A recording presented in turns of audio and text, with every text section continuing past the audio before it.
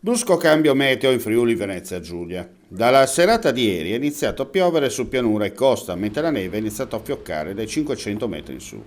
Lo spettacolo del manto bianco con le immagini che ci arrivano grazie ai nostri amici e affezionati telespettatori del gruppo Telegram Segnalazioni Meteo FVG, immortalate da Timao sotto il passo di Montecroce Carnico, al confine con la Carinzia, nei boschi di Forni di Sotto e i tetti imbiancati di Forni a Voltri, nevicate moderate sulle Alpi Giulie e deboli sul resto dell'Alto Friuli, mentre nella zona delle valli del Natisone, lungo la dorsale che si identifica nella Slavia Veneta, nevischio che al momento non ha provocato disagi di una certa entità, in particolare alla circolazione stradale. Una boccata d'ossigeno per gli operatori turistici, con i villeggianti presenti nella tradizionale settimana bianca soddisfatti nell'attesa dell'arrivo degli amanti della neve nel weekend, che invaderanno i comprensori sciistici delle Dolomiti Friulane, Carnici e del Tarvisiano.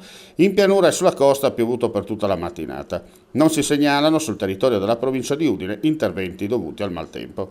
Dal pomeriggio i fenomeni hanno cessato, le nubi alzate hanno mostrato all'occhio nudo una cartolina unica, dal Piancavallo fino al Mataiur, che tanta invidia ha fatto provare anche a colui che vi parla.